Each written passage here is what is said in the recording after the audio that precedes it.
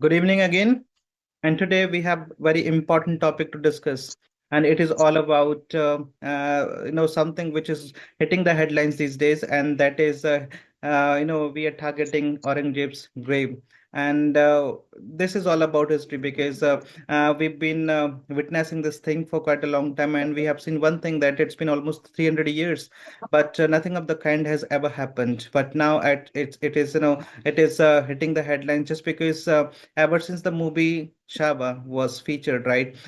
People got to know about the brutality of brutality of Aurangzeb, and then they started doing some kind of protests, and we can see that so many things are happening in the country, and this is somewhere hampering the progress of the country, and this is creating disharmony between the people. I mean, two groups, and this is something which we need to keep into account that what we should be doing so that such kind of problems are not there in the country, because this is not at all going to do good to the country, right? So we will be going deeper into it. Robin, I want you to start the conversation so that we can take it to the next level, and we will be then talking about, we will be having the clarity on each and everything, and we will be keeping everything quite clear so that people don't get get kind of sometimes what happens, people take the things otherwise,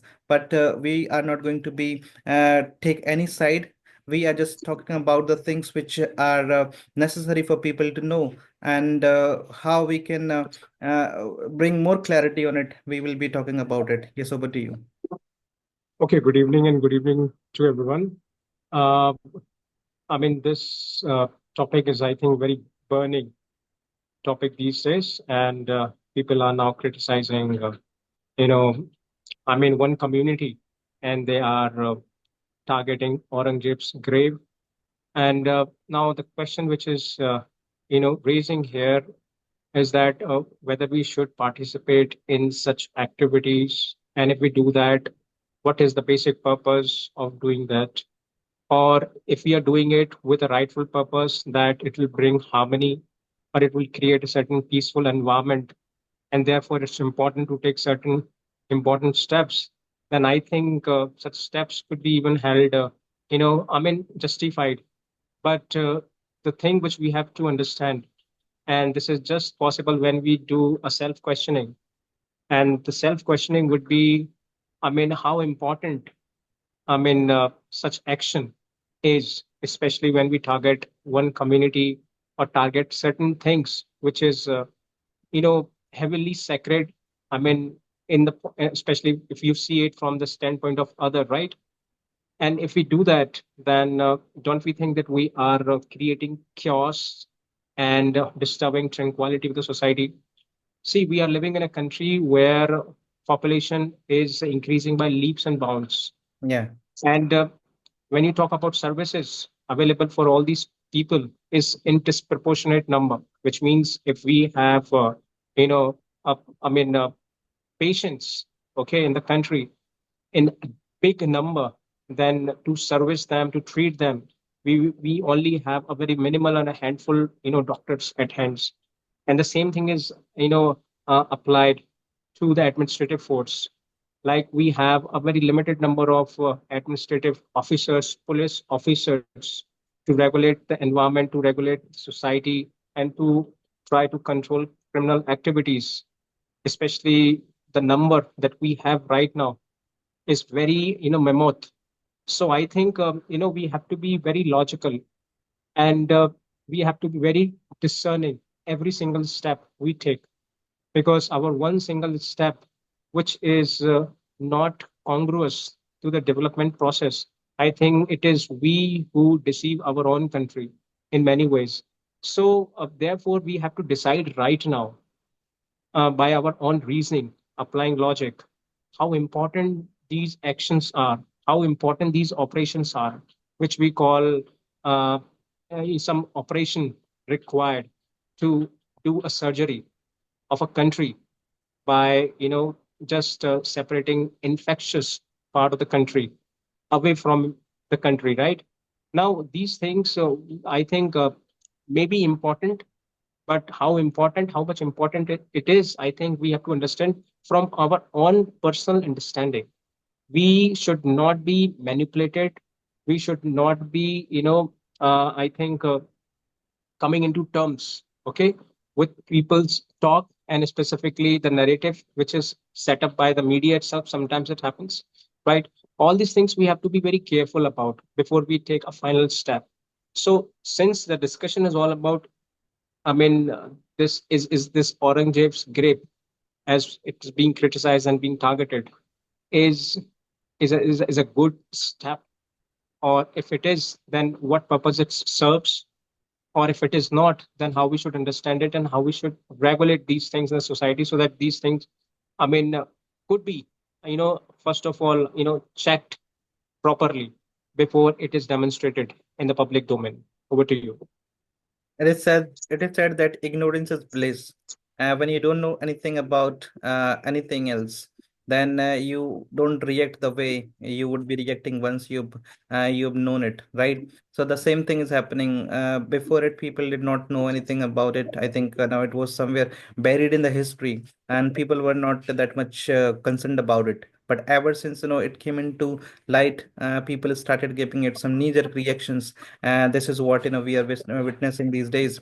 So one thing I would like to ask you is, tell me, how should we interpret historical events, because it is all about history, and ever since it was shown to the people, uh, we witnessed, or we are witnessing such kind of upheaval in the society, in the country. Yeah, so tell me, how should we interpret history, sorry, historical events? Okay, and this is, I think, incredibly important questions right now, because this is the question which we have to, understand first and thoughtfully respond to this.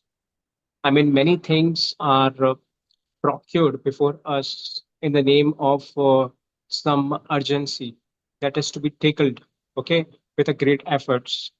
And many of these events, I think, are having root in some, historical events, right? And these are served right in the public domain by a certain political leader, by a one particular administrative force, or it could be anything, in order to, spread a certain kind of environment or create a certain kind of environment where people like us, should try to understand it and start participating in that according to their desires. Whose desires? These politicians and political parties, right? So the question when we, face such as how we should understand, events happened in past. First of all, few things I would like to say, right, in order to understand it in a more clear way.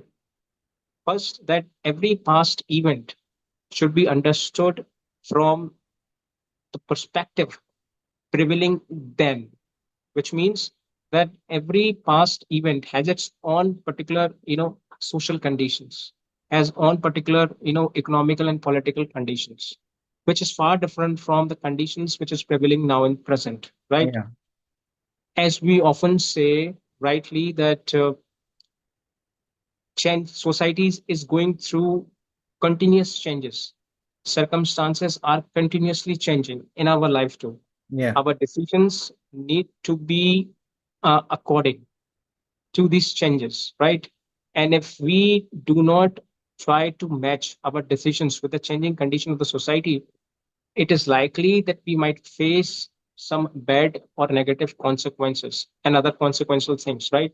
yeah, So the same thing we have to understand in this perspective, that whenever we have a certain event happened in our past, and these events probably would be going through or undergoing certain different societal conditions. For example, when we read literatures, how do we understand literature? Right through the background of the yeah, literature. yes, And what are those things which are noticeable in that?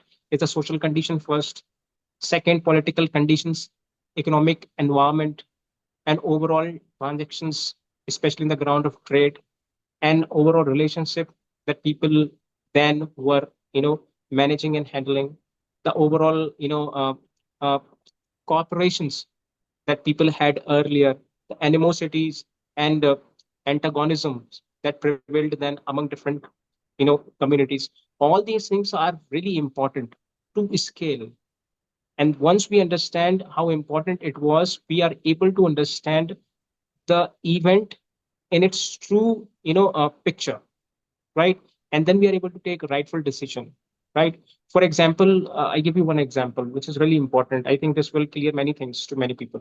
I mean, India has always been a polygamous country. I mean, it is just one act, I think 1956, Hindu Marriage Act, which actually declared, this polygamous an illegal act. So a Mm-hmm. person who marries twice, especially in the substance of the first marriage or in the life of the first marriage, then he should be uh, punished with a certain provisions given under Hindu Marriage Act, and that declares what, or that mandates what, that a person can only practice monogamy, right? So ever since this law came into existence, people stopped doing polygamy, and they started having a single wife, right? But was the condition same before this act was introduced? Probably not. People No. were having multiple wives, and that has been a Mm. situation for even had been a situation for a long period in India, right from the ancient to the almost modern society. If we go back to Mahabharata, we find Arjuna even had multiple wives. Even one important thing, we read Bhagavad Gita a lot, we read many other scriptures a lot. Many people say it is not my statement. Many people say that this very question of polygamous has not been raised ever, especially in the scriptures, whether such polygamy should be practiced or not, especially in the public domain or especially in the human society or not. Such question has never been arisen, right? Why? Because such questions were not given much importance then. Perhaps it was not that much important, which was perhaps not contributing to any social development, and therefore certain questions are not discussable. People should not bring these in particular discussion topics in a regular parlance, right? And therefore people kept doing multiple marriages, right? And there was a social condition too. What was the social condition then? There was a one condition that women were not secured, protections were not given to them, and it was women who was really living in a vulnerable states. I mean, there was a system where king of the other country would invade other country's leader or the king, and then would capture entire queens and all their other ladies working, especially in the administrative forces or in their courtyards. So all these things were there available. So what do we understand? This societal conditions, and that was the need. So earlier polygamous was needful for many people to practice, and they practiced it, right? No one objected it ever. But should we understand this polygamous, a subject worthy for criticism? Probably not, because then what happened in our ancient period and the medieval period, situations were different, and it was a requirement for the society, it was a requirement for the women to be under protections of some men, and therefore this was very much into practice that day. So if we apply this very rule and try to understand, our history from the perspective that was prevailing then, I think it will be very easy for each of us to not only understand the situations in a rightful manner, but be able to justify with these things. Just to one or to ensure one thing, that these topics should not come in between and create discordant, especially in people's views, because when discordant is created, it leads to disharmony, and people get polarized, people get divided in many ways, right? And thereafter it becomes difficult for an administrative force to even regulate it. So this is the point which we have to figure out, and not just figure out, we have to practice it, understand it. People won't tell you about it, trust me.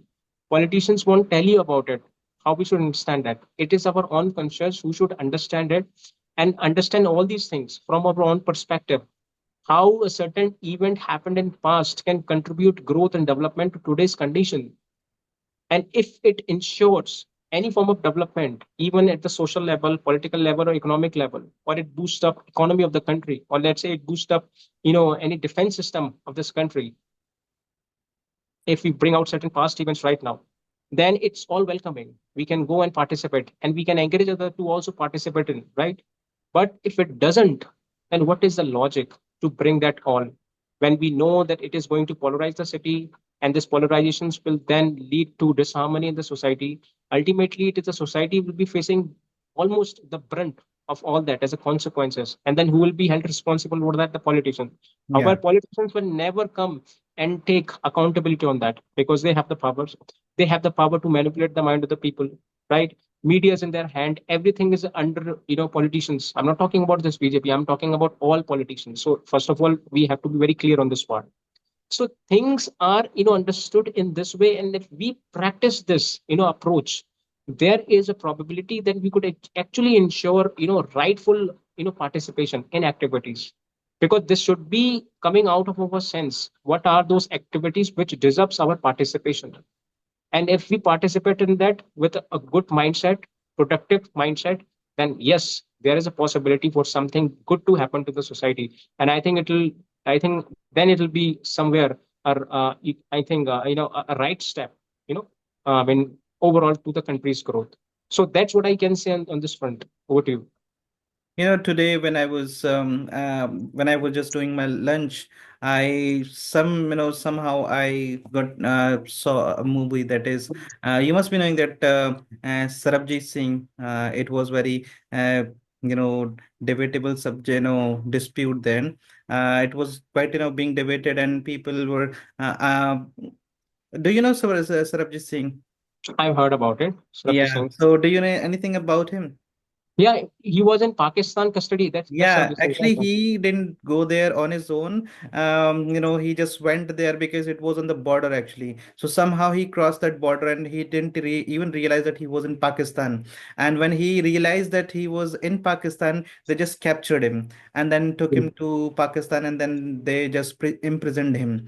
And you won't believe that nobody knew who he was actually, but the political figures and the government just declared him the terrorist. They thought that he was there for some terrorist activities. Even the people of Pakistan didn't know about anything about that, so they were made to believe that he was not actually an innocent person. He was somebody who was either a spy, or he was a kind of terrorist who was there to get something from there or some information from there. And ultimately he died there. So what I'm trying to say is, sometimes these politicians, and sometimes the you can say the authorities, they just want to create, they just want to make it an agenda. They just want to line their own pockets, just want to meet their own ends, and somehow they want to make it a political agenda. And because they are going to be benefited, or they are doing something which is going to benefit, which they are going to get benefit from. So this is something which can also be relatable to this thing which is going on in India, that why to create this much uproar, I would say. Because if we didn't know anything about it before, and everything was going on fine, we were not at all bothered about it, but suddenly this happens, and we are now just creating a kind of fracas in the whole country.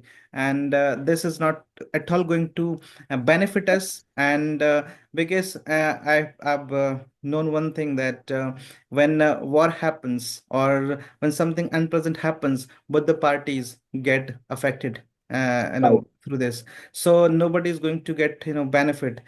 Some people get benefited, but they are not at all thinking about the country. They're not at all thinking about the citizens. They're not at all thinking about the subjects, actually.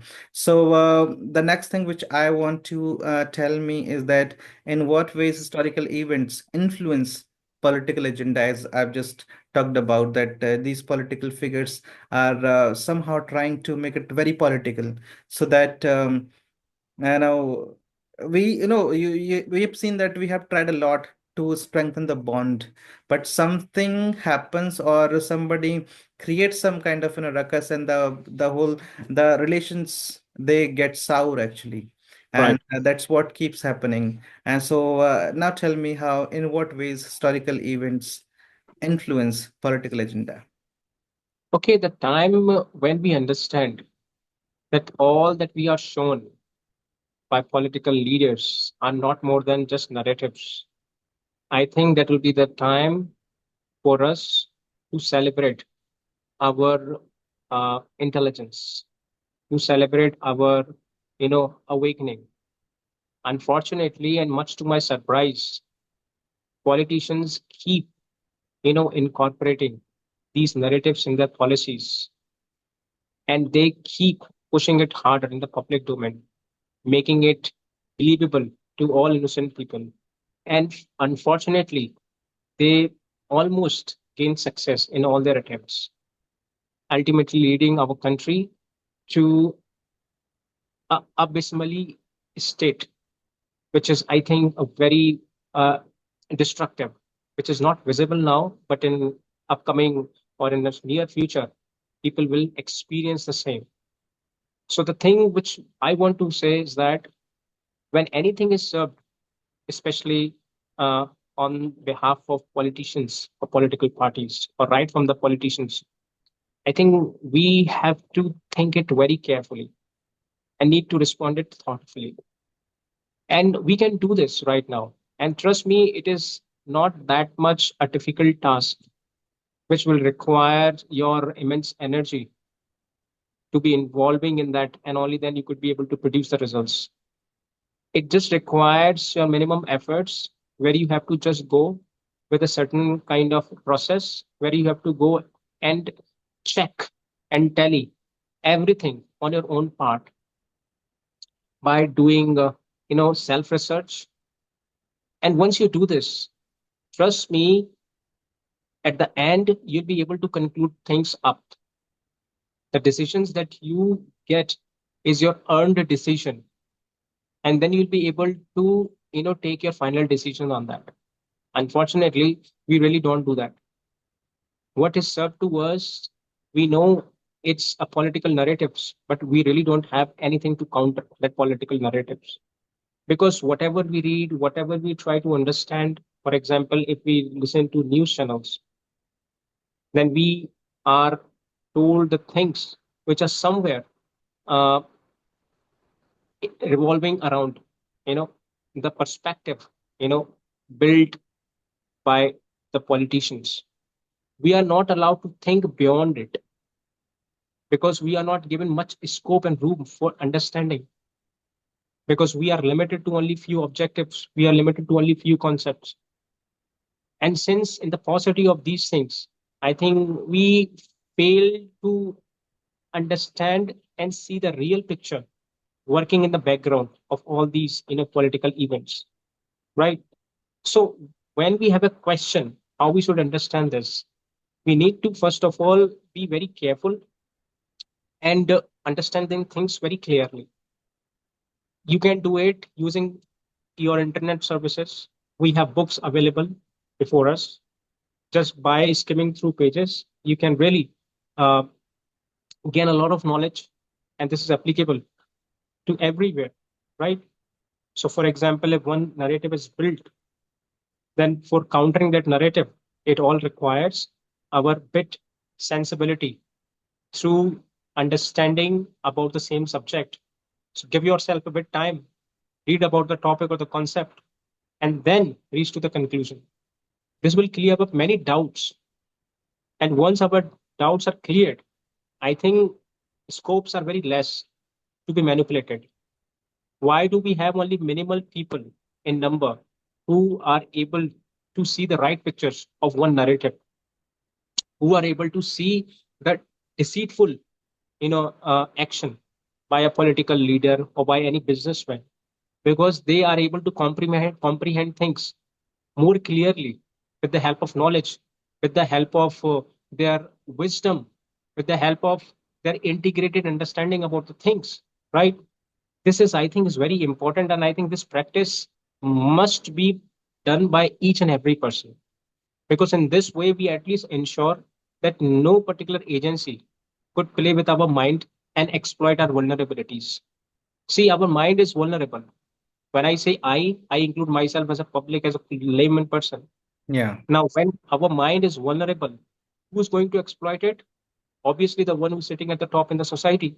yeah, These politicians, these high elite section people are all those sitting in the top, right? They can manipulate things up. And if they think that we are not in that state of being manipulated, then they will push their forces with the same agenda to work upon us. For example, they actually, purchase by some channels, media channels, and they start running all those news and narratives which they really want to feed to the conscience of common people like us. And that's how they set up an entire environment which is actually given a one direction, and that direction leads to only the benefit of a one political party. And that's how these political leaders and politicians just gain political mileage. Many people, i mean I think have done it right from the beginning. It is not just a recent event. It is something that directly touches upon our everyday's life. Unfortunately, we cannot understand and comprehend it clearly. So therefore, I say always, and I insist on people, what you come across with, it is your decision how you want to treat, how you want to comprehend that. Are you just be fine with all limited knowledge and respond to that particular narrative? And if it is a situation, then it's okay. Decisions will be yours, and the fate will be decided right by your actions. But if you are not satisfied with the knowledge available to you, you want to build it up more, and then you want to respond to these political narratives, then I think you are at least ensuring one thing, that this manipulation should not be sustainable and should not be applied, so that we could stop these exploitations further. So these things are really important. I don't know many people take it in that way or not, but I think we should taking it that way, because politicians will always be politicians, and we need to understand it. We need to decipher their every step before they actually move, so that we could, ensure little security and protection of all common people. And I think this is the need of the hour. You simply want to say that when we listen to somebody, when we ask somebody to respond to our questions, we should not be believing them with our eyes closed. We should be checking the facts, and we should be trying to do the scrutiny of each and everything. And once we are satisfied with all that research we have done ourselves, then we can reach a conclusion, right? Because what people do, for example, if you ask me something, then I will be telling you the story on the basis of my perspective. It doesn't mean that whatever I'm telling is the truth.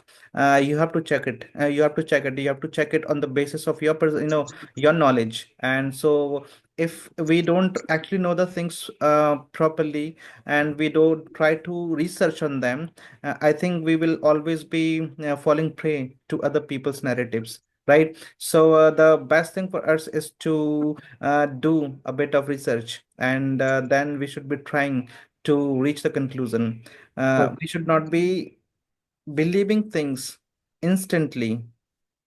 As it is said that, you cannot simply say, once you suppose you've spent one day with somebody and say that you've fallen in love with them. This is going to be very, very, very, you will be deceived then, because it's not that easy. You have to check, each and everything. Then you'll be getting to know what the truth is, right? The next thing you will tell me is that to what extent is public participation justified in such controversies? Do we have to participate in each and everything, or sometimes we need to keep ourselves away from such kind of controversies so that they don't gain traction? I would say only one thing. The answer to this question lies purely in our understanding. If our understanding is well developed and matured enough to first comprehend the issue at hand, and then you decide to take participation in that particular event, then it's all fine. And I think there is no as such problem. In fact, in this way, you ensure better development for the country. Problem arises only when you take decisions without having an ounce of understanding about the event, what actually was then. And it is just the media, it is just some political leaders who impose their beliefs on you, and you get overwhelmed with their emotions and their beliefs, and you start reacting in that way, in that manner that actually provides benefit to these leaders. And if you understand things in that way, I think it is our unfortunate, experience that in this way we are not going to do any good thing with our society, being youth, being energetic, and being responsible at the same time. So first of all, I won't say that taking participation in certain activities which is really important because these decides the fate of the country. People say we must, drift ourselves from the political activities, because if we do that, we actually save a lot of time, because these political activities consume a lot of time. It takes your energy, it takes your time, it takes everything.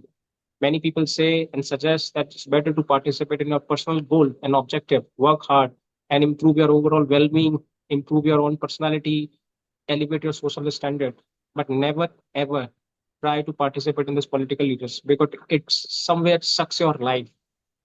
But I would say that it is not a right, it's a half, truth, because your political right is your political right. And if you don't practice it publicly in a public domain, then I think you are misusing it at the same time. How you are misusing it? By allowing one particular political party or a person who's sitting at the highest, right, to manipulate things the way he or she wants to do that, which means we are not showing any obstruction, any hindrances, even while knowing it that the person is doing wrong to us. Isn't it, some insensible step towards it? Or isn't it, and isn't it, I think, a way which I think is not good for the society at large? Because at the same time, we are responsible for the society, isn't it? Because we have equal burden on us to behave more like a citizen of the country and to ensure development of the country. Because if we don't restrict these politicians, right, by discouraging them, by criticizing them, by condemning them for their unrighteous act, and especially by not being compliant to the rules as laid down, and which they are you know bound to comply, then what kind of services we are doing to the country? It is just a disservice to the country, in other words, I can say. So participating in these political activities is really important. But what it requires, it simply requires your fully developed mindset. Are you able to perform in a rightful manner? Or are you there to be as a sycophant to one political party or to one, person who's really remarkably well reputed person in the society? And if you do that, you only favor to that person, and favoring to one person doesn't mean favoring to the entire nation. So this thing must be very clearly understood, that participation is all good, but how you are going to participate? Do you have a particular kind of knowledge or information so that you could take an informed decision about it? Unfortunately, it is often seen in our society. I'm talking specifically about India. 70% populations who are participating in these political activities, a very rare percentage of it really behaves more maturely and wisely, especially when it comes to criticize government, when it comes to condemning government and showing disapproval to government, to some of its policies. And this section is very handful, because this section, first of all, is highly courageous, holds certain gumption, right? And they don't hesitate in criticizing these political leaders because they know they're right well, and therefore they really don't accept this falsely narrated things, right? Or the manipulation of these leaders. And therefore they keep trying harder against this force, and just to ensure that these politicians should not exploit us in any possible ways. But still, there is a large section of people who are blindly governed by these elite section, and they are governed the way these people want. They really don't have the or power or the understanding to apply their reasoning. They can never criticize any government, any particular policy, because they don't have that basic understanding about it. And the things which is being more uh, you know weakening, I mean, to our country, or you can say which is weakening our entire social system further. That is this social media network, including WhatsApp, Facebook, and other social media networks, which is also known as WhatsApp universities, Facebook universities, where narratives are not just circulated, but they are seeped into the minds of the common people.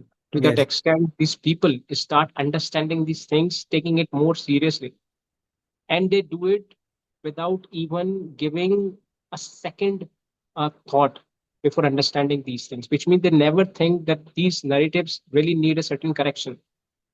So understand how it is going to be destructive for our future society, that one big section of the country is purely governed by the informations being circulated by these WhatsApp, Facebook, and Twitters. Secondly, they really don't consider any corrections needed for all these informations being spread out. Now imagine the situation is going to be for us in the next few years. Are we not playing with our own personal life? And if it is okay, then I think we should go ahead with that. But thereafter, we should not blame these politicians, because politicians are just a number. Again, I say, and we people are in millions and billions, right?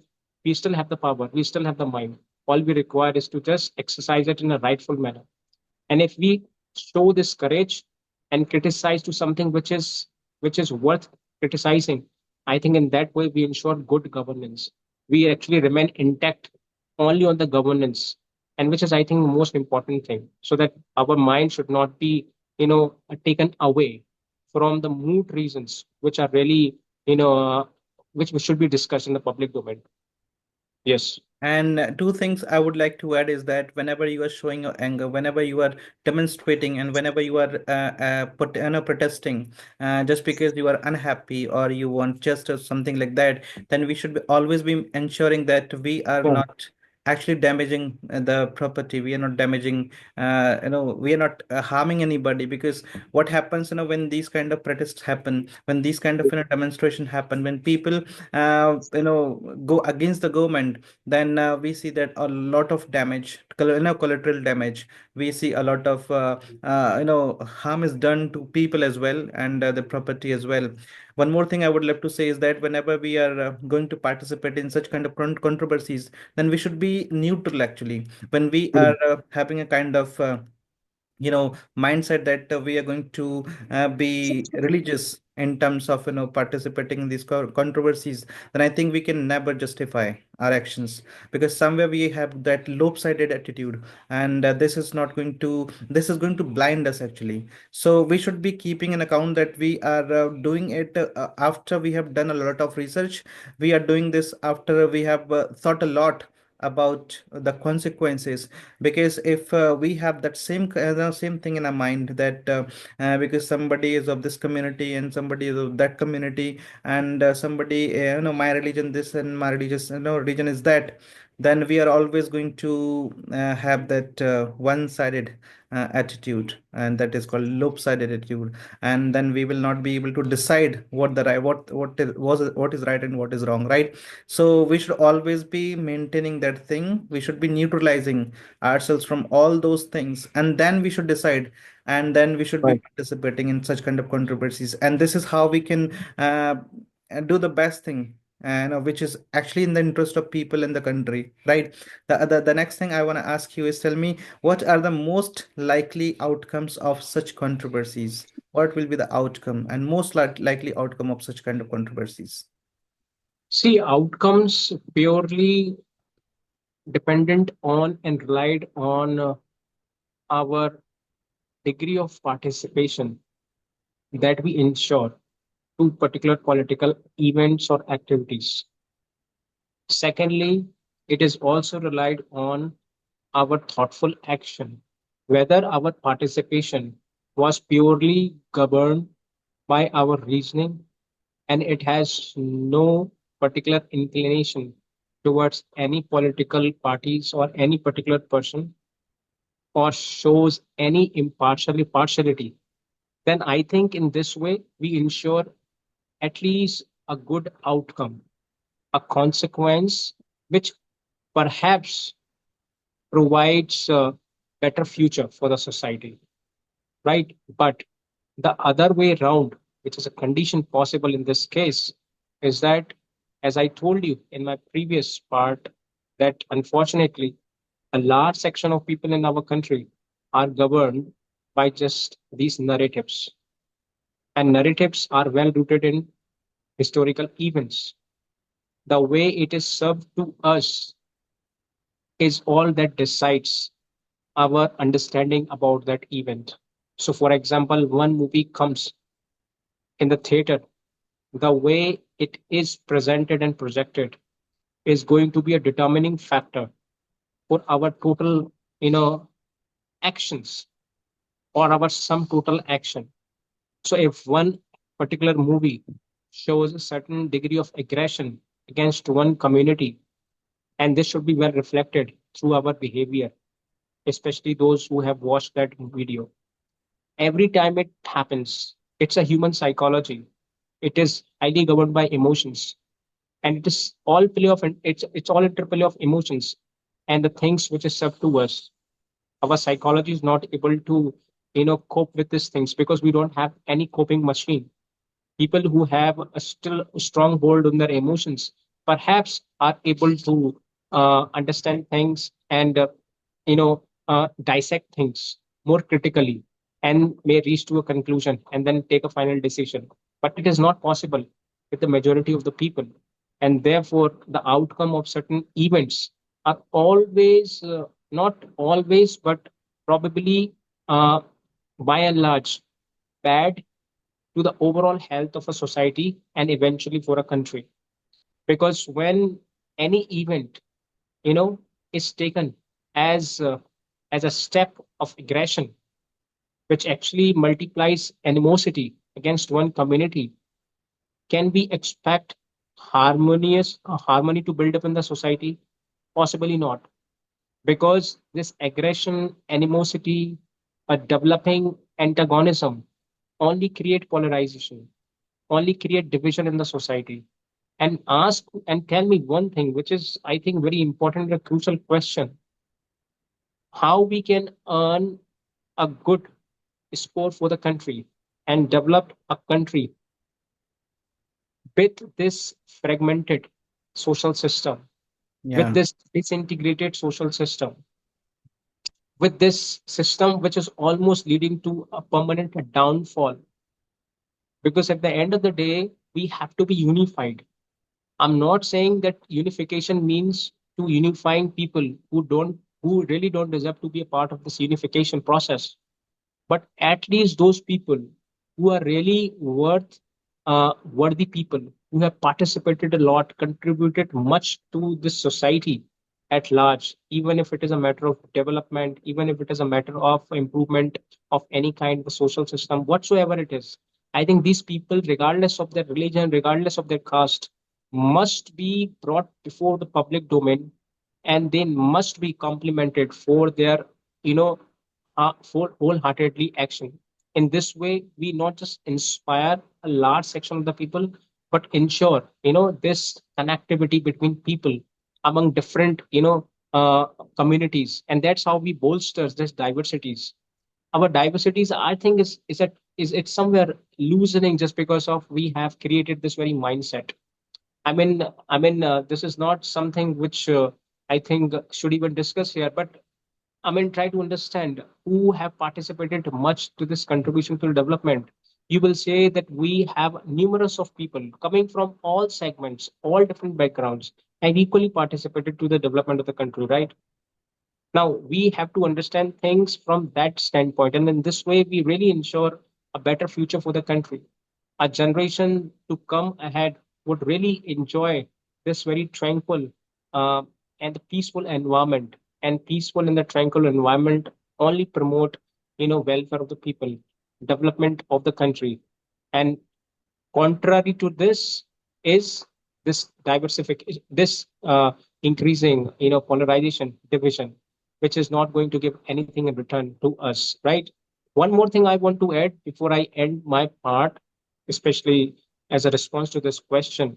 See, one more thing we have to check it. Whenever we read any particular historical event, can we understand it uh, by applying this very formula? Whether the action was taken under act of submission or any particular action take under political inspiration or to gain particular security. For example, we read from histories, and I think you might have even read it, that some Rajputs also participated in administrative. Mughal administrations, and uh, they were having good Yes, positions I read about in it. Yeah. in administrative services. Now, should we criticize Rajput for that? Obviously not, because the situations then was really different. And if today such discussions are brought up in the public domain to segregate Rajput from the public from the society, should we take participation in this particular discussion? Obviously not. Why we should not do that, and the ground we should establish it for not doing it is that every particular situation, every particular past has its own certain situation circumstances, and that are governed by it. So Rajput who is a part of the Mughal administration doesn't mean that his action was act of submission or under act of submission. It might be possible that it was a political inspiration. It was to give political security to Mughal administration, or to take political security from the Mughal administration. It happens with everyone. Even now it happens. So which power comes in and stands stop? The subordinate goes and take help from it, or maybe even participate in that. This has been the situation for quite a long period of time, and therefore it really doesn't attract this kind of level of discussion and debate. Unfortunately, we treat it as a discussion and debate in order to just foment a large section of the people. And I told you, who is this large section of the people? Is the one who's purely governed by their actions, who has no particular sense of understanding, and they really don't even think of making any correction on any narratives that are set before them. And that's how they take participation in that and ensure, I think, not good future, at least from my side, to the country. And what I believe is that if this country has to be developed, if we have to become developed and we want to be counted amongst the developed nations, then I think one section cannot take it to that particular level. We all have to work unitedly. If we are polarized, then I think we cannot reach that aim. We cannot achieve that aim, and we cannot get there. So for that reason, we have to come together. We have to work together. We have to, create a society where people are living in no, living with harmony, and this is the only thing which can help us become this can help us be counted among the developed nations. So one thing I would like to say is that history should not you should no history should be just a myth, just like a mirror, right? It should not be a battlefield. What we have taken it as a battlefield. We are always fighting, and just because we are talking about what happened in the past, it should work as a mirror which can show us what went wrong, and we should be trying to do the right things. We should not be fighting in the name of what happened in the past and what people did to us in the past, because gone are the days when this happened. Now we should be looking ahead, and we should be trying to forget all those things which somewhere wounded us, because what has gone is gone. There is no end to the life. Whenever we start anew, things are going to be just like a hip hop again and again. So we should not be harping at the same thing, right? We should be forward thinking. We should be looking ahead, and this is what can make us have the kind of nation we want. And at the same time, we will also be helping this world to become a better place, because somewhere this nation is also the part of the world. And if one nation has become better, then I think this is how the whole world can become a better place for people to live. So instead of creating such kind of disharmony in the society and in the country, I think we all should be trying to live as human beings, as we obviously are. And we should not be treating others as inhuman, because this is not our trait actually. So this is how we can make this world a better place, and this is how we will be progressing. Our country will be progressing, and the whole world will be progressing, and we will always be feeling that this place is I think the most beautiful place. There is no other place better than this. With Right. this, I'm taking a leave, and we will be coming with the new episode. And I think the same, we always try to make it as insightful as we can. And we will be coming with the same kind of episode in the days to come. Now I'm taking a leave. I'll see you in the next video. Good night. Bye. Good night.